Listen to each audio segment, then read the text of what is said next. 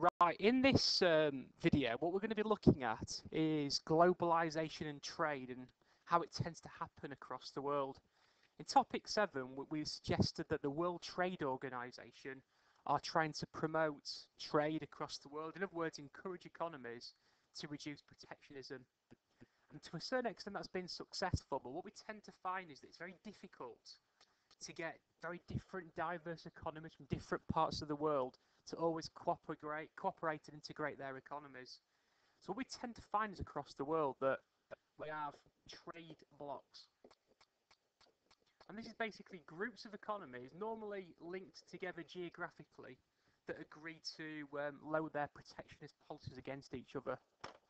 Now, we have a massive list of different types of trading blocs. The most simple one, and where it tends to start, if you like, is something called a preferential trade area. So that's the most basic one, if you like. Now, what tends to follow this would be a free trade area.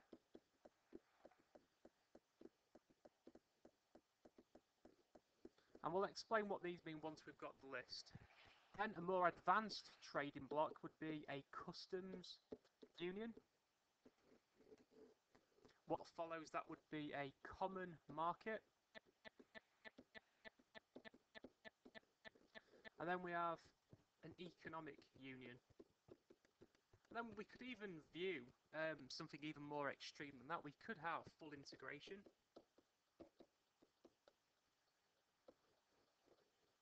Okay, so the idea would be the further down this arrow we go, the more integrated these different economies are. So to get our heads around the basics of them, what we'll do, we'll create some fictitious economies. Okay, so we'll have Dagestan. Joining on to Dagestan, we'll have another economy which we'll call the United States of Doncaster, the USD. We'll have another one in that's sort of joined onto them as well, geographically, which we will call, oh, I don't know, what do we go for? Let's just call it Donland. Okay, so we've got these three economies, and imagine they've got another one separated by a sea. Doesn't really matter if it's economic linked or not at this stage, but let's call this one the United Arab the UAD. So we've got these 4 different economies, and let's just imagine that at the moment that these 4 economies are not engaged in any kind of integration at all. They are all in effect independent nations. They all produce their own goods and services. Trade is very, very minimal. So these economies are not integrated at all. And what's probably protecting that is that these national borders between the countries, we've in effect put protectionist policies in place. Things that stop these economies trading. Now, what we know is from the last video that because of absolute and comparative advantage, it's beneficial for economic welfare if these economies can start to build up specialisms and start to trade with each other. Okay, now the most basic form of a trading bloc then would be a preferential trade area. And all this will be is that what these economies might decide to now do is lower some of their protectionist policies between each other. Okay, we're not going to say they're all going to go completely, but what's going to happen is they're going to start to allow the trade of some goods and services between each other.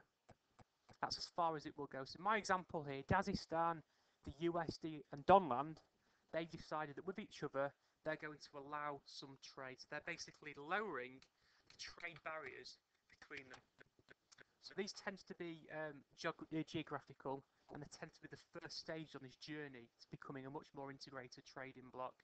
So you start to get some kind of specialization taking place because there's growth in trade between these nations. Okay, now if we move on to a free trade area, all we now do, we just eliminate completely these trade barriers. So all this now means is that Dagestan, the USD and Donland are now allowing full free trade between their members. So what should start to happen is within each economy Resources should shift to the things that can be produced at a lower opportunity cost. And we're going to have lots of trade taking place between these different economies.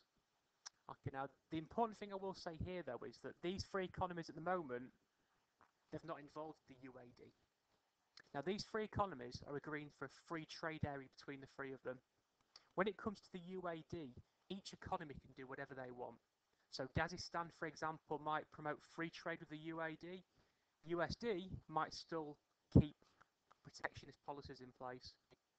Then when we move up to a customs union, these three economies are going to integrate a little bit more. What they're now going to do is to agree on a common external tariff.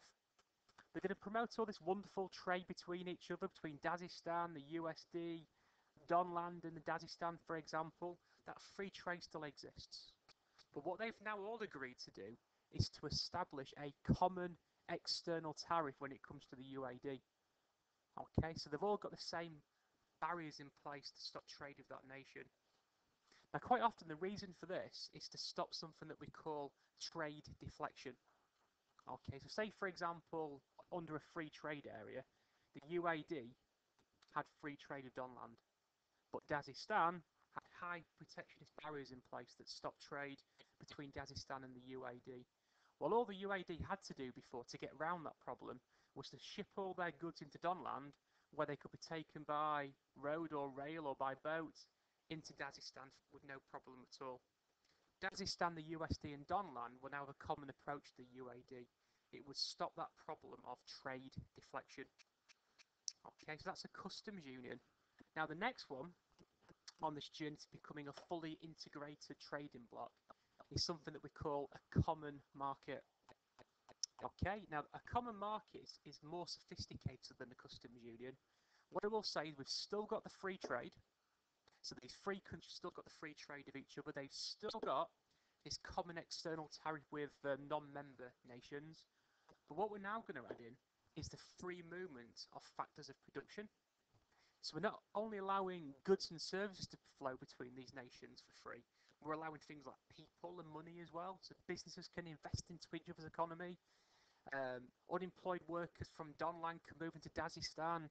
People from the USD can go live in Donland or Dagestan if they want to as well. So we've now got the free movement of factors of production. So think about why this is beneficial. In Dagestan, when they move towards their comparative advantage because of trade, there'll be some industries which will close down. They will disappear because these things might now be produced in USD. So what can now happen when you think about it is the people that used to work or the resources that used to work making this good or service in Dagestan can now go live and work in the USD. So we can have people transferring their labour or their resources to the economy where they can be more productive. Okay, right, an economic union takes this a little bit further. What these three economies will now do is to agree on common economic policies with each other. So this could be common tariffs, I beg your pardon, this could be common interest rates with each other. This could be common government spending targets, economic growth targets, inflation targets.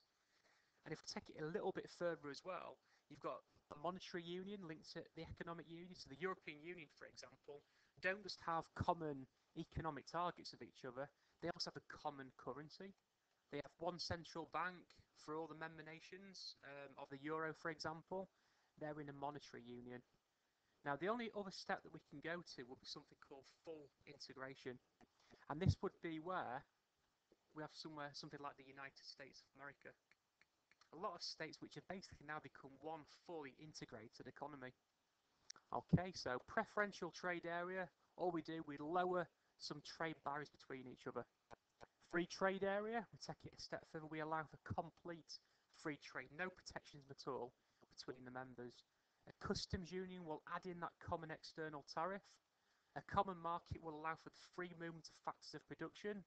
Economic union will mean these economies are trying to work together towards common economic targets, especially macro targets like economic growth, unemployment, inflation, for example.